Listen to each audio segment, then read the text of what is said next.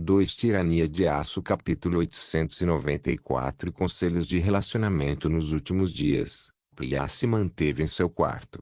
Havia uma expressão sombria em suas feições delicadas enquanto ela considerava a resposta direta de Berengário ao seu pedido egoísta. Ela não sabia por que o homem havia rejeitado seus avanços. Era óbvio pelo brilho em seus olhos incompatíveis que ele estava fisicamente atraído por ela, e ainda assim o homem a havia rejeitado de uma maneira bastante cruel. A beldade adolescente apertou um elefante de pelúcia contra o peito enquanto pensava no que o homem havia dito. Ela era realmente tão imatura que ele pensava nela como nada mais do que uma criança mesquinha. Pensando nisso, ela estava em Kufstein há apenas alguns anos e raramente viajava entre o público. Talvez seu desenvolvimento emocional estivesse realmente atrofiado. Foi nesse momento de reflexão que uma batida ressoou na porta e uma voz sedutora foi ouvida do outro lado. Priya, você está aí? Trouxe comida para você. Essa voz pertencia a ninguém menos que a quarta esposa de Berengário, Yasmin Al-Fadl, que de certa forma se tornara uma figura materna para a jovem princesa indiana.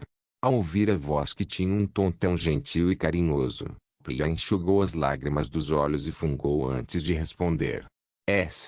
Sim. A porta de seus aposentos se abriu lentamente para revelar a figura curvilínea da princesa Moura, que estava agora em seus 30 e poucos anos. Ela tinha uma expressão reconfortante em seu rosto quando ela trouxe uma bandeja de roladem, chup fino deun e panquecas de batata, que rapidamente se tornaram a refeição favorita da Priya. Apesar do aroma irresistível que fluía por toda a grande sala, Priya apenas ficou de mau humor antes de expressar seus pensamentos. Eu não estou com fome. Apesar de Yasmin ter se esforçado bastante na refeição, ela simplesmente sorriu e colocou a bandeja na mesa de cabeceira da garota antes de se sentar ao lado dela. Havia uma pitada de pena no rosto da mulher enquanto ela expressava suas desculpas. Sinto muito. Ouvi o que aconteceu de Berengário. Você quer falar sobre isso? Priya suspirou pesadamente enquanto seus olhos olhavam fixamente para as portas que levavam ao seu closet. Ela não pôde deixar de morder o lábio inferior em contemplação antes de expressar seus sentimentos mais profundos. Eu sou tão idiota. Eu deveria saber que não era digna dele. Um sorriso reconfortante apareceu no rosto imaculado de Yasmin quando ela colocou os braços em volta do ombro de Priya e arrastou a cabeça em seu seio substancial. Não fale assim. Você é no mínimo mais digna do que aquela mulher do Império Majapaiti. Priya ouviu as palavras gentis de Yasmin, mas continuou amuada em seu abraço enquanto murmurava baixinho.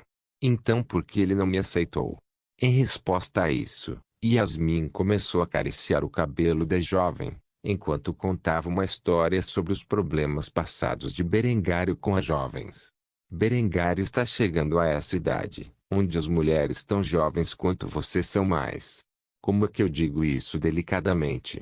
Problemático do que seu valor. Você tem que entender. Quando um homem se casou com a dela, ela tinha a sua idade, e ele já estava na casa dos 20. O drama que eclodiu entre a dela e suas outras mulheres durou anos e quase acabou com o casamento. Ela era muito emocionalmente imatura para lidar com um relacionamento tão complexo. Acredito que seja o medo de Berengário que você seja da mesma forma. Eu sei como você se sente, como eu me senti da mesma forma quando o conheci, e devo admitir que não tive que esperar tanto quanto você antes de nos tornarmos íntimos. No entanto, acho que seria melhor para todos se vocês dois progredissem em seu relacionamento lentamente. Você vê, Angraini foi apenas uma aventura única. Ela nunca poderá viver neste palácio, ou ter Berengário criando seus filhos. Tleshik-Tli é da mesma maneira. Mas você, Berengário criou você nos últimos 5 anos e, por causa disso, há definitivamente uma relação mais próxima entre você e as aventuras dele. Embora você não tenha no coração dele o mesmo significado que Henrietta, você é mais do que apenas uma amante para ele, mesmo que ele não pretenda se casar com você. Acho que você só precisa ser paciente e amadurecer um pouco antes que ele dê o passo final com você. Ao ouvir isso, As lágrimas nos olhos de Priya de repente secaram enquanto ela olhava para a expressão carinhosa de Yasmin com uma pitada de esperança em seus olhos esmeralda. Você realmente acha isso? A beleza madura acenou com a cabeça com um sorriso no rosto antes de responder ao que ela percebeu ser uma pergunta boba. Claro, se Berengário não pretendesse ter esse tipo de relacionamento com você, ele teria enviado você para o Império Anangpur depois de reivindicá-lo para seu irmão. Você não tem nada com que se preocupar, e todo o tempo do mundo. Portanto, seja paciente e trabalhe duro para provar a Berengário que você é capaz de manter um relacionamento adequado com o homem. Ao ouvir essas palavras, um leve sorriso apareceu nos lábios deliciosos de Priya enquanto ela olhava para a comida que estava em sua mesa de cabeceira com um olhar voraz em seus olhos. Yasmin apenas riu quando percebeu isso antes de fazer uma pergunta para a jovem que ainda se agarrava a ela como uma criança. Talvez você esteja com fome agora. Priya acenou com a cabeça silenciosamente, fazendo com que Yasmin soltasse a garota. Depois de fazer isso, ela trouxe a bandeja para a cama e entregou a Priya o garfo e a faca que estavam sobre ela. Então divirta-se. Eu me esforcei muito nesta refeição, então espero que você goste. Depois de dizer isso, Yasmin se virou e se dirigiu para a porta. Foi só depois que ela chegou à entrada que ela hesitou antes de se virar e olhar para a jovem princesa indiana comendo sua comida caseira. Ela sorriu antes de partir com uma declaração final. Quando você terminar, venha e me encontre. Há algo que eu quero te mostrar. Com isso dito, os demônios que jazem no coração da princesa de Anangpur foram rapidamente dissipados, e uma nova determinação surgiu em sua mente para provar ao homem que ela desejava que ela valia sua afeição. Quanto a Yasmin, ela estava feliz em ajudar a garota que ela considerava sua própria filha, e rapidamente saiu do quarto de Priya antes de ir para o escritório de Berengário. Surpreendentemente, a porta estava aberta e o homem estava parado na frente das janelas com os braços atrás das costas. Yasmin nem precisou alertar Berengário de sua presença, pois imediatamente questionou a beldade moura. Ela está se sentindo melhor? Apesar de estar de frente para outra direção, tudo o que Yasmin precisou responder foi um aceno silencioso de cabeça. O que fez o Kaiser se virar com um sorriso no rosto. Bom, eu não gostaria que minha princesinha ficasse deprimida por muito tempo. Fico feliz em ver que ela está se sentindo melhor depois da sua conversinha com ela. Yasmin pôde apenas acenar silenciosamente com a cabeça enquanto o casal se sentava e discutia assuntos importantes. Quanto a Priya, ela mais tarde procuraria Yasmin como ela foi instruída, mas isso é uma história para outra hora. Tirania de Aço Capítulo 895 A insurgência continua na metade sul do reino Joseon, atualmente ocupado pelo Império Japonês. Um menino com menos de 13 anos estava em sua aldeia. O nome desse menino era Cha Jong-su, e ele era filho de um agricultor de arroz local. No entanto, apesar de sua pouca idade, o menino não tinha o menor olhar de inocência em seus olhos escuros. Em vez disso, um brilho de determinação feroz se soltou sobre os soldados japoneses próximos, que estavam realizando operações anti-insurgência dentro da aldeia. Felizmente para ele, eles não viram o menino enquanto ele se escondia atrás da parede externa de uma pequena casa. Em suas mãos estava uma submetralhadora de fabricação bruta que havia sido desenvolvida nas fronteiras do Império Alemão como meio de apoio armado aos guerrilheiros de Joseon. Esta submetralhadora foi modelada após a MP-3008, que se dizia ser a variante alemã da infame Sten Gun, que foi produzida como um último esforço durante os últimos dias da Segunda Guerra Mundial na vida passada de Berengário.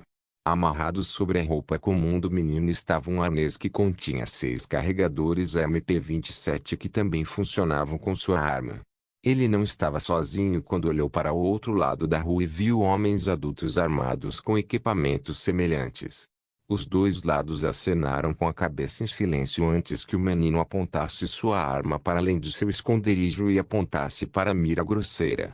Com o apertar de um gatilho, o estalo alto de tiros trovejou pelos céus, alertando imediatamente as tropas japonesas de que estavam sob ataque. No entanto, Como eles poderiam reagir mais rápido que a velocidade do som? As balas atingiram o alvo, enquanto a rajada de 5 tiros se espalhava pelo ar e ceifava a vida do oficial que liderou suas tropas em uma busca minuciosa de cada casa dentro da aldeia. No momento depois que Jong-Soo disparou seus tiros, o resto dos guerrilheiros escondidos atrás da cobertura se revelaram e pulverizaram chumbo no alcance e nos torsos dos soldados japoneses. Todo o esquadrão foi eliminado em questão de segundos quando seus corpos atingiram o chão e seu sangue se derramou na terra. No momento em que o cheiro da morte se espalhou pela aldeia, os guerrilheiros se moveram silenciosamente pelas ruas enquanto o resto da companhia os perseguia, não mais preocupados com a vida de seus companheiros. Jong-Soo correu pelos becos desesperado para evitar os homens que o perseguiam. No entanto, ele podia ouvir os tiros soarem por toda a cidade. Os gritos violentos dos soldados japoneses e dos aldeões de Joseon causaram uma grande sensação de pavor em seu coração. Quando o menino virou a esquina, ele se deparou com um soldado japonês que o olhou com choque. Ambos os homens levantaram suas armas ao mesmo tempo, mas Jong-Soo foi um pouco mais rápido. Afinal, sua submetralhadora não era apenas mais leve que o rifle semiautomático com o qual o inimigo estava equipado, mas também menor em comprimento, permitindo maior manobrabilidade. Disparando uma rajada controlada, as balas atingiram o torso do soldado japonês que parecia não ter mais de 18 anos e rasgaram seu peito quando ele caiu de volta no chão, gemendo enquanto estava à beira da morte. Uma única maldição escapou do garoto que havia acabado de entrar na adolescência, enquanto ele apontava sua mira para a cabeça do soldado moribundo e impiedosamente puxava o gatilho. Japa bastardo! O projétil de 9 milímetros rasgou o capacete de aço do homem com facilidade e espirrou seus miolos no chão atrás dele. Depois de matar o soldado japonês, Jong-Soo rapidamente recarregou sua arma antes de correr de volta pelos becos até encontrar a casa onde sua mãe e irmã se esconderam temendo por suas vidas. Ao abrir a porta, uma mulher que era bonita demais para sua posição humilde olhou em choque quando seu filho bateu a porta atrás dele. Exatamente o que estava acontecendo na aldeia, e por que seu bebê estava armado até os dentes. A mãe de 2 filhos só pôde repreender o filho ao ver o medo e o pânico em seus olhos. Jong-Soo, o que você fez? Talvez fosse por causa de sua idade, ou talvez fosse porque ele não tinha muito tempo a perder, mas Jong-Soo ignorou os gritos de choque de sua mãe e abriu uma pequena escotilha no chão onde ele rapidamente tirou sua submetralhadora e desequipou seu chicote de suporte de carga. Ele os escondeu debaixo de alguns cobertores antes de fechar o forro e cobri-lo com um tapete de pele. Foi só depois que ele olhou para o sangue que encharcava sua roupa que ele começou a entrar em pânico. Não era seu sangue, mas o do soldado que ele havia matado que estava a apenas 1 metro de distância dele. Sem se importar com sua mãe e irmã, que estavam olhando para ele com extremo pânico em seus olhos, Jong-Soo tirou suas roupas e as jogou no forro, antes de escondê-las mais uma vez. Imediatamente depois, ele escalou a lavanderia e enfeitou roupas novas, escondendo perfeitamente o fato de que ele acabara de se envolver em um ato de guerra contra o poderoso Império Japonês. Levou algum tempo para a mãe do menino organizar seus pensamentos, e quando ela estava prestes a repreender seu filho desobediente por suas ações horríveis, uma batida ressoou na porta, seguida por uma voz japonesa. Embora a família não falasse a mesma língua de seus ocupantes, eles tinham experiência suficiente com invasões para saber que tinham vindo para revistar a casa. A mãe entrou em pânico mais uma vez, mas Jong-Soo rapidamente abriu a porta com uma expressão calma no rosto enquanto olhava para o oficial japonês, que tinha uma expressão ameaçadora em seu rosto cheio de cicatrizes. Jong-Soo e seu bando de rebeldes mataram um tenente, mas este homem era o capitão da companhia de infantaria cujas forças ocupavam esta aldeia. Flanqueando o lado deste capitão estavam alguns soldados que tinham manchas de sangue em seus uniformes. Era claro que eles haviam matado vários companheiros rebeldes de Jong-Soo. No entanto, quando eles olharam para o menino, eles não tiveram a menor expectativa de que ele fosse parte do ataque. Em vez disso, o capitão fez uma pergunta na língua de Joseon. Menino, seu pai está em casa? Jong-soo olhou para o capitão japonês com um sentimento de ódio avassalador. Ele apenas cuspiu no pé do oficial antes de responder a sua pergunta. Não, você o matou. O capitão japonês falou ou acenou com a cabeça em compreensão. Ele havia tirado a vida de muitos rebeldes em seu breve tempo na Península Coreana e, por causa disso, não conseguia se lembrar de cada homem que havia matado. No entanto, ele não pensou por um segundo que esse garoto, que olhava com tanto ódio, poderia ter feito parte do ataque agora. Em vez disso, ele ordenou que suas tropas em sua língua nativa revistassem a casa.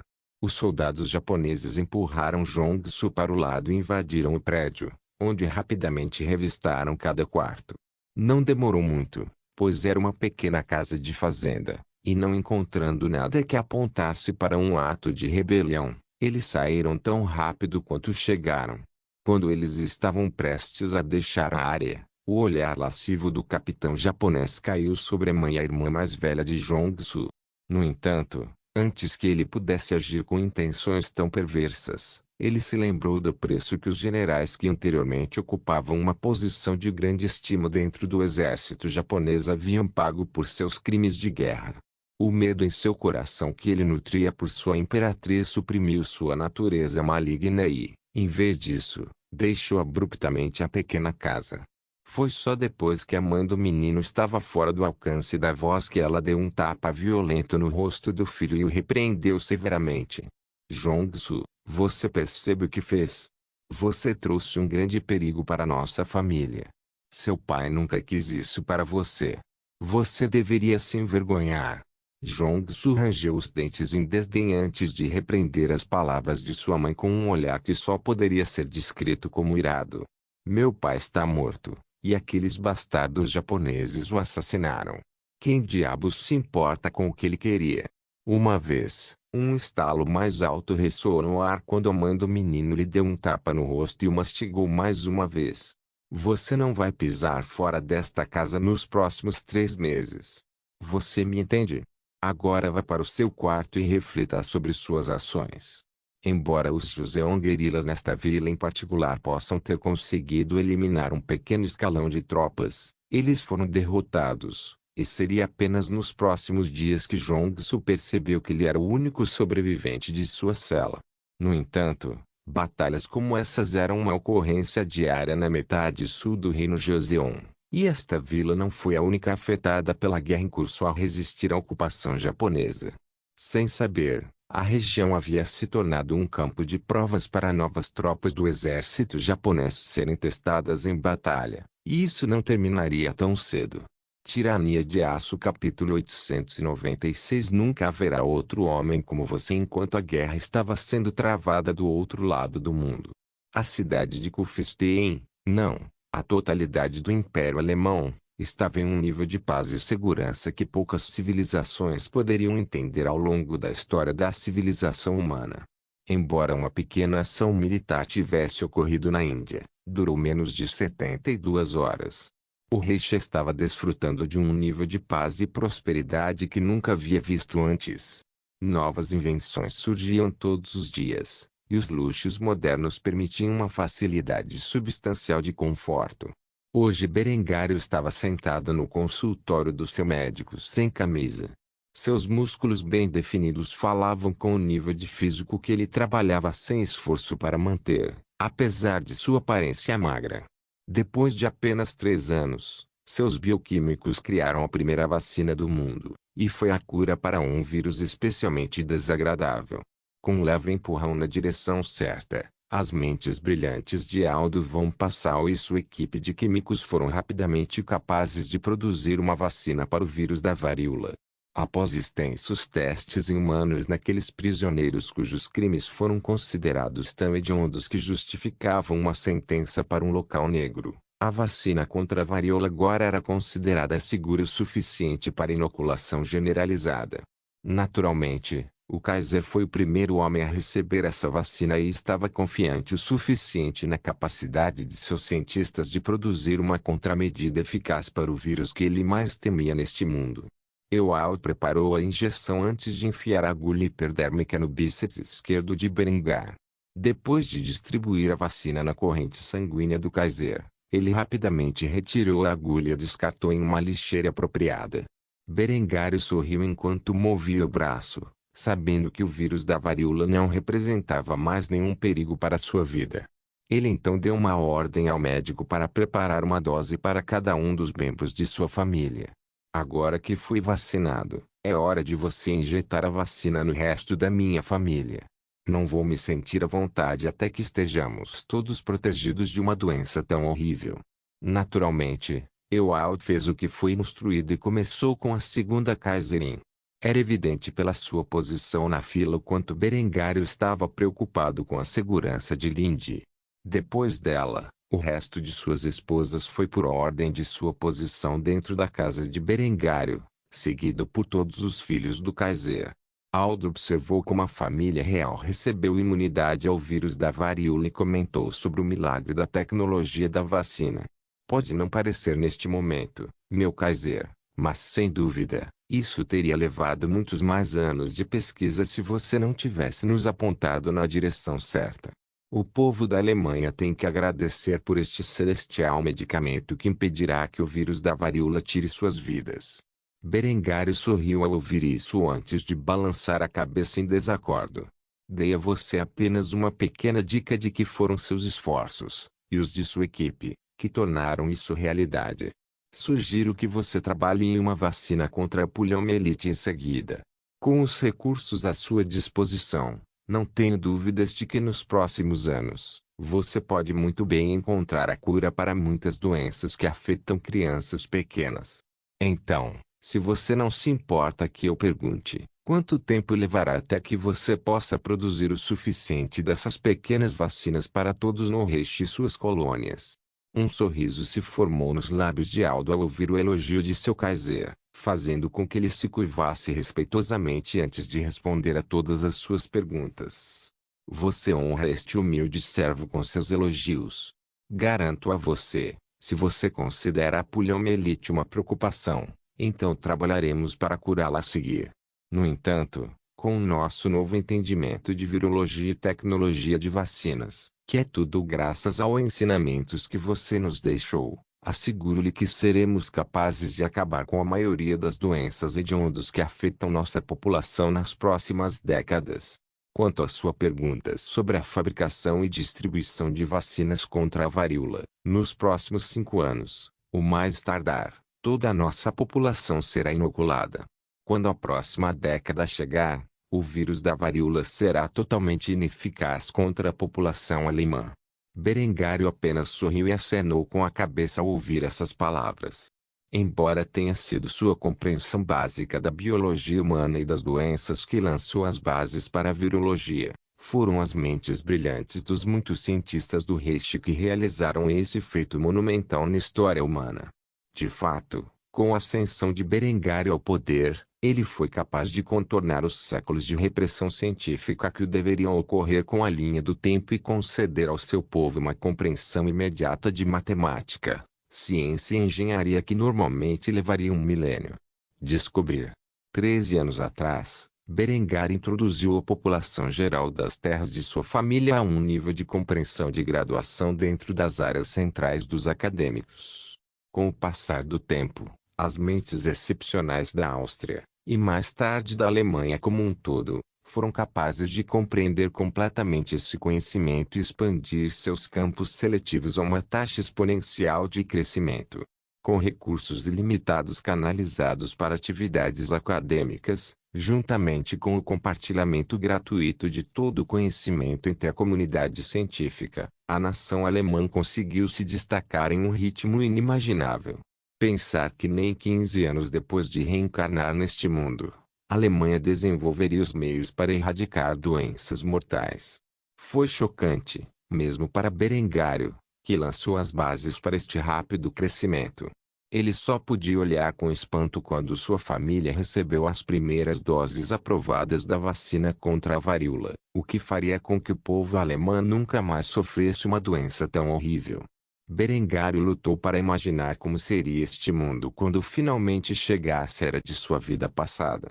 Por fim, Linde o tirou de seu torpor enquanto caminhava até seu homem e colocava os braços em volta do pescoço dele antes de beijá-lo apaixonadamente na frente de toda a família. Ela tinha uma voz sensual enquanto sussurrava em seus ouvidos. Pensar que você ganharia o poder de eliminar doenças. Às vezes me pergunto se você é realmente um deus. Pois que mero mortal poderia conseguir tudo isso em pouco mais de uma década. Berengário zombou ao ouvir isso. Embora ele fosse sem dúvida o homem mais poderoso do planeta, ele ainda era apenas um homem. Se não fosse pela ajuda de pessoas como Aldo e Luigi, ele nunca teria conseguido uma fração do que conseguiu nesta vida, mesmo que vivesse 150 anos. Assim, ele respondeu à declaração de Linde com humildade. Sou apenas um homem, mesmo sendo um homem extraordinário. Tudo o que conquistei não é apenas graças a mim mesmo, mas aos esforços incansáveis do povo alemão como um todo. Quando Aldo ouviu essas palavras, sentiu como se estivesse prestes a chorar lágrimas de alegria. Apesar de ser a razão pela qual um homem como ele poderia desenvolver uma tecnologia tão poderosa, o Kaiser ainda era tão humilde quanto um homem em sua posição poderia ser. Aldo só podia suspirar derrotado, sabendo que mesmo que um homem mais brilhante do que o Kaiser o sucedesse, esse homem nunca teria o caráter que tornou Berengário tão amado por seu povo. O envelhecido químico só conseguia murmurar seus pensamentos baixinho, com muito medo de que seu superior pudesse reagir da maneira errada. Nunca haverá outro homem como você, meu Kaiser. Tirania de Aço capítulo 897 invadindo a Indochina há anos se passaram desde que o Império Alemão e seu Kaiser tiveram contato pela primeira vez com a poderosa dinastia Ming. Durante esse período, o comércio floresceu de oeste para leste. Em um ato para dissuadir o Império Japonês de atacar o continente chinês, Berengário concordou em fornecer aos Ming armas que pudessem conter suficientemente o exército japonês. Essas armas eram as mesmas fornecidas ao exército Joseon e, embora não fossem tão avançadas quanto o Japão ou a Alemanha, eram mais do que suficientes para impedir que os japoneses sujeitassem a dinastia Ming à sua influência. A essa altura, todas as antigas fragatas blindadas haviam sido adaptadas e enviadas para a marinha Ming, embora os chineses dependessem das munições que os alemães lhes forneceram. Haviam estocado o suficiente para que o Japão não ousasse invadir as águas Ming. Como foi sugerido anteriormente pelo embaixador alemão na dinastia Ming, o exército Ming passou os últimos anos preparando meticulosamente uma invasão ao sul da Indochina em uma tentativa desesperada de cortar os japoneses do precioso mineral conhecido como bauxita. Atualmente, o exército Ming estava operando no sul da Indochina. Eles marcharam pelas selvas sem o menor sinal de medo em seus olhos.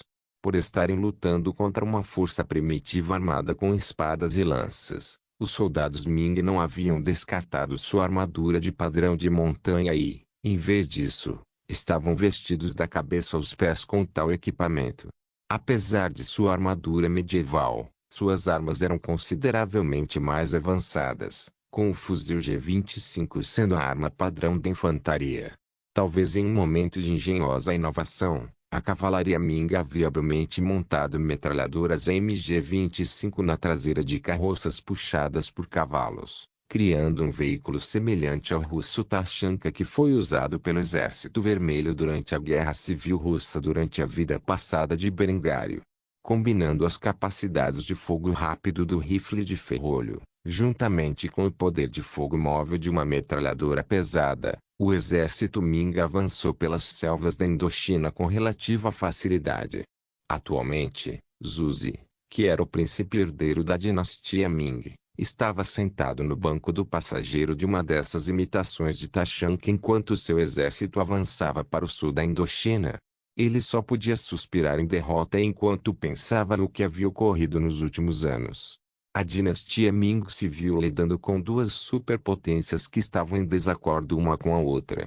Embora mantivessem relações amistosas como o Japão e houvessem estabelecido comércio com o Império há muito tempo, a realidade era que o imperador Ming temia a rápida ascensão ao poder de seu vizinho. Para combater essa ameaça crescente, ele enviou seu filho mais velho para o misterioso Império Alemão no Oeste. O resultado foi uma amizade crescente e, apesar das garantias do Kaiser de que não tinha ambições para o leste da Ásia, os Ming ainda se sentiam instáveis. Esta campanha foi decretada como um meio de neutralizar a crescente indústria do Império Japonês, negando-lhes um recurso crítico que os alemães haviam sido particularmente vagos sobre seus usos.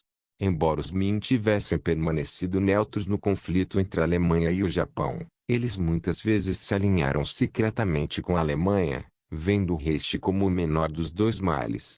Assim, essa invasão da Indochina, que ainda não era vista como um ato de hostilidade contra os interesses japoneses, não poderia mais ser viciosa. Uma vez que a imperatriz japonesa chegasse a essa conclusão, era provável que sua fúria com a dinastia Ming não fosse facilmente contida. Enquanto Zuzi refletia sobre isso, ele ouviu um grito vindo da frente de sua formação de marcha, seguido pelo estalar de tiros e pelos gritos de gelar o sangue dos moradores que ousaram resistir à invasão. Ficou claro que os indochineses saltaram das florestas próximas e atacaram suas tropas em uma emboscada.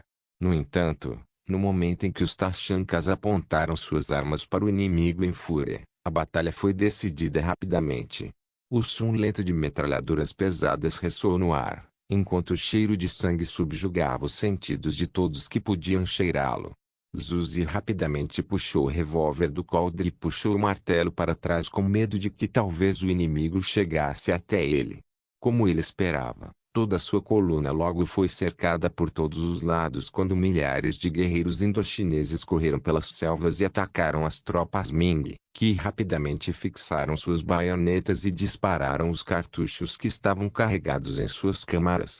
O príncipe Ming ergueu o revólver com uma mão e olhou para baixo antes de puxar o gatilho em direção ao oponente que se aproximava. O cartucho especial 38 voou ao longo do alcance e explodiu no peito do inimigo, rasgando seu coração e acabando com sua vida no local. No entanto, Zuzi não se atreveu a hesitar em mudar a direção de sua arma antes de disparar outra rodada. Enquanto ele estava disparando sua arma contra o inimigo, o artilheiro atrás dele puxou o gatilho de sua metralhadora e pulverizou chumbo em direção aos inimigos que o cercavam. Em questão de minutos, centenas de tiros voaram para a batalha caótica e impactaram os torsos do inimigo, explodindo seus peitos, enquanto espalhavam fragmentos de sangue e ossos pela terra. Vários dos soldados de infantaria Ming agarraram as granadas de bastão que existiam em seus cintos, antes de puxar o pavio e jogar os explosivos em direção à linha de árvores onde os arqueiros inimigos estavam atrás da cobertura da folhagem espessa. Os gritos daqueles que foram afetados acompanharam as explosões explosivas, enquanto seus membros eram dilacerados.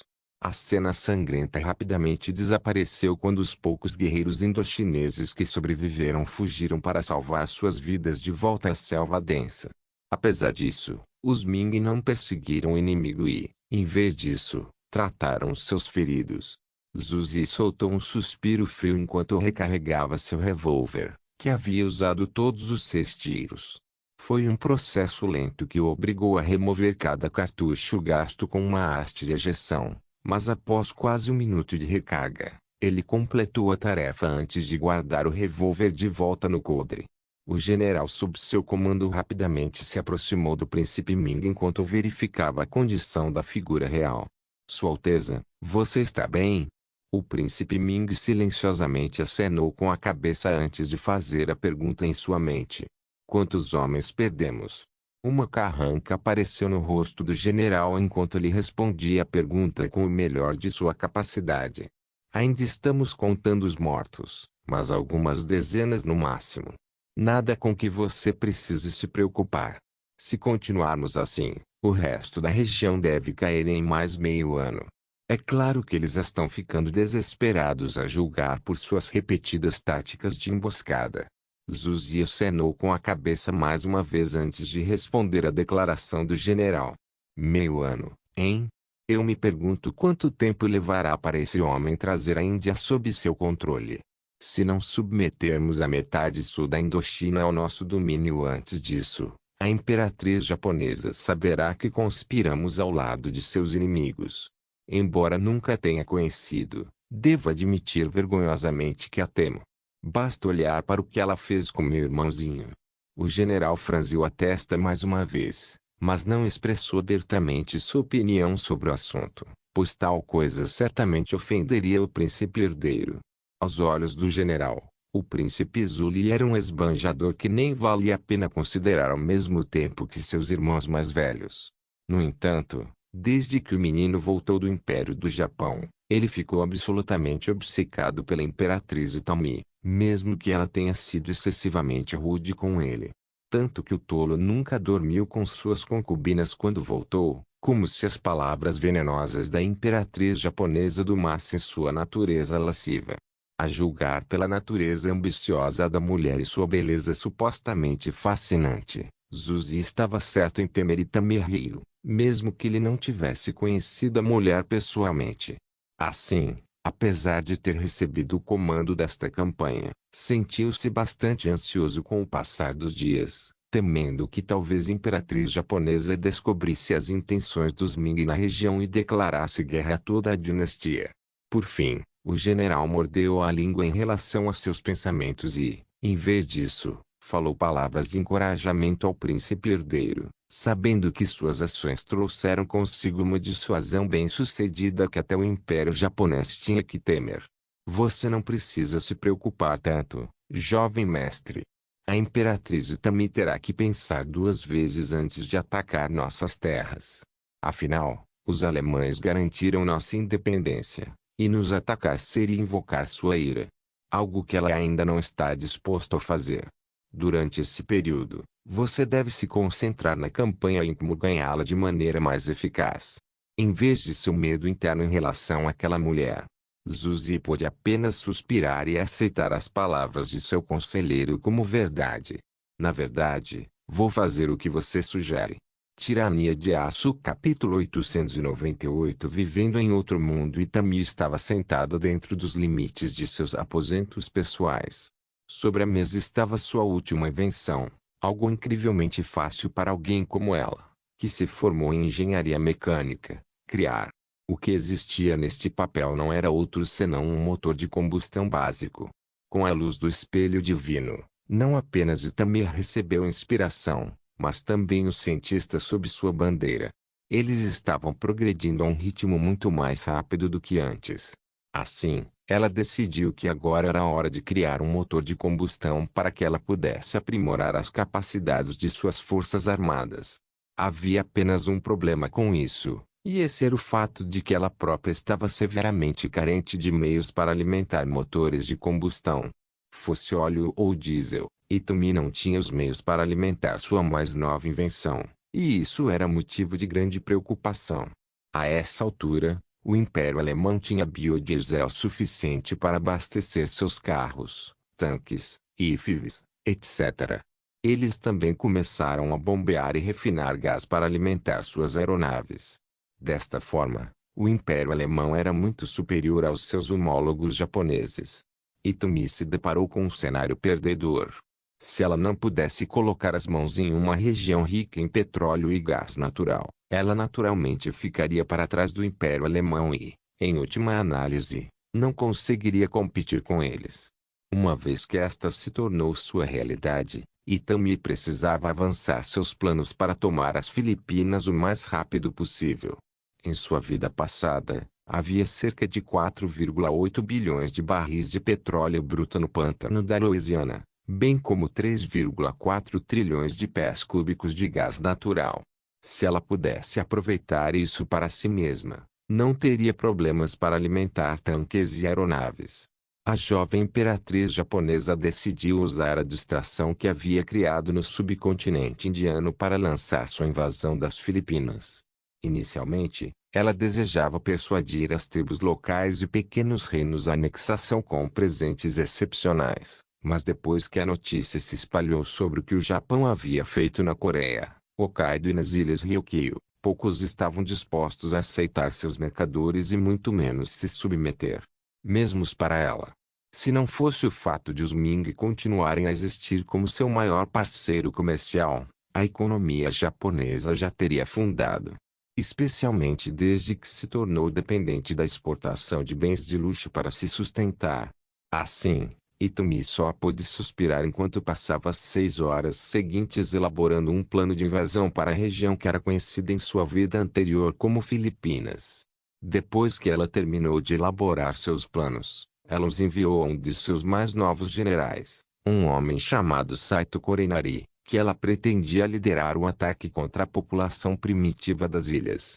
Com esta ordem dada, e o selo de sua aprovação, Hitomi finalmente conseguiu relaxar enquanto largava a caneta e caminhava em direção à cama, onde decidiu terminar o resto do suéter que havia tricotado há algum tempo.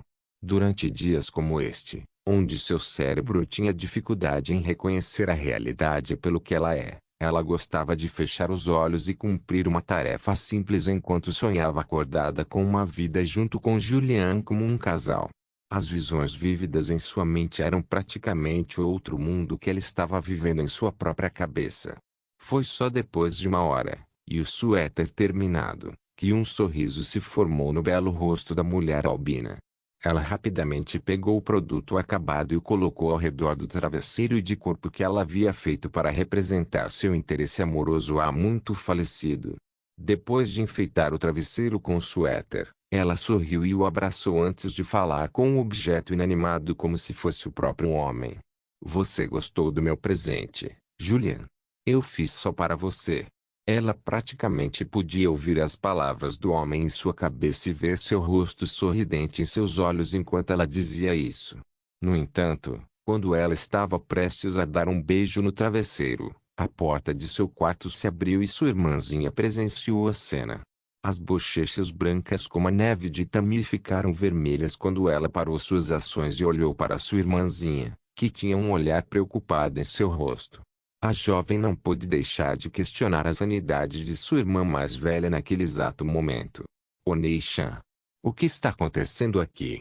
Uma sensação avassaladora de humilhação e fúria subiu no coração da jovem imperatriz enquanto seus olhos vermelhos sangue perfuravam a alma de sua irmã. Com um grito que abalou a sala, ela deu uma ordem para a garota. Sair. Momo só pôde suspirar ao ouvir isso antes de fechar a porta e deixar sua irmã sozinha com sua mente em rápida deterioração. Um leve murmúrio escapou por baixo de sua respiração quando ela expressou seus pensamentos em voz alta em uma voz tão baixa que ela mal podia ouvir. Onei-chan, você realmente precisa de um homem em sua vida. Assim que Momo saiu do quarto, Itami ficou imóvel por vários momentos, olhando para o travesseiro que representava seu amante falecido. Como se ela pudesse ver um sorriso em seu rosto inexistente, ela simplesmente fez beicinho antes de expressar seus pensamentos em voz alta. O que diabos você está olhando? Depois de dizer isso, ela bateu no travesseiro com o punho e derrubou e, ao fazê-lo, voltou à realidade. Depois de levar vários momentos para recuperar seu estado de espírito, Itami percebeu que o benefício que ela havia recebido da deusa Inari era na verdade uma maldição por si só. Ela estava se perguntando se havia se tornado esquizofrênica, pois essa ilusão em que ela se encontrava aleatoriamente estava se tornando cada vez mais intensa. Levou vários momentos para Itami reentrar completamente no mundo real, e uma vez que ela fez isso, ela se levantou e deixou o travesseiro para trás. Ela procurou pelos corredores antes de encontrar sua irmã no grande salão falando com sua mãe. No entanto, as duas mulheres ainda não perceberam sua presença aí, portanto, ela se escondeu enquanto ouvia a conversa. Oka-san. Onei-chan está piorando. Estou realmente preocupado com ela. O que devemos fazer? Mibusae suspirou ao ouvir as palavras de sua filha e acenou com a cabeça. Ela não sabia o que estava acontecendo com sua filha mais velha, mas era algo sério. Algo que ela não tinha poder para ajudar. A beleza madura só poderia responder com suas melhores intenções quando ela veio com uma desculpa que, esperançosamente, dissiparia as preocupações de sua filha mais nova. Sua irmã está sob muito estresse agora. Afinal, ela é a imperatriz do Japão. Você não precisa se preocupar muito. Eu suponho que o que você testemunhou foi apenas ela lidando com as coisas. Provavelmente não é nada sério. Embora Saya tenha dito isso, havia uma pitada de preocupação tanto em seu tom quanto em sua expressão. Mesmo ela não estava convencida por suas palavras, muito menos Momo. No entanto, este era um mundo primitivo, e o campo da psicologia não estava totalmente desenvolvido. Nem essas duas mulheres estavam cientes da dor de Tammy, então como elas poderiam entender corretamente como ela o processou? Em última análise, eles decidiram deixar as coisas por enquanto, mas se as coisas se tornarem mais sérias com o passar do tempo, Saya decidiu que poderia ter que encontrar um sacerdote shintoísta para curar sua filha de quaisquer demônios que a afligissem. Itumi foi embora sem dizer uma palavra. Ela sabia que estava preocupando sua família com suas ações, mas não havia muito que pudesse fazer para controlar esses delírios que atormentavam sua mente. No final, ela foi até seu armário de bebidas e pegou uma garrafa de saquê antes de voltar para seu quarto em depressão mais uma vez.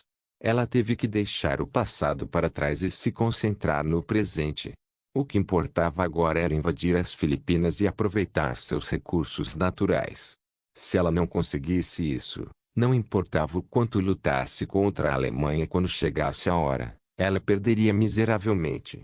A ideia de admitir a derrota fez seu sangue ferver, e assim a jovem se viu afogando sua raiva incessante com grandes quantidades de álcool e voltando a trabalhar em suas ambições. Não se esqueça de deixar o link de se inscrever no canal.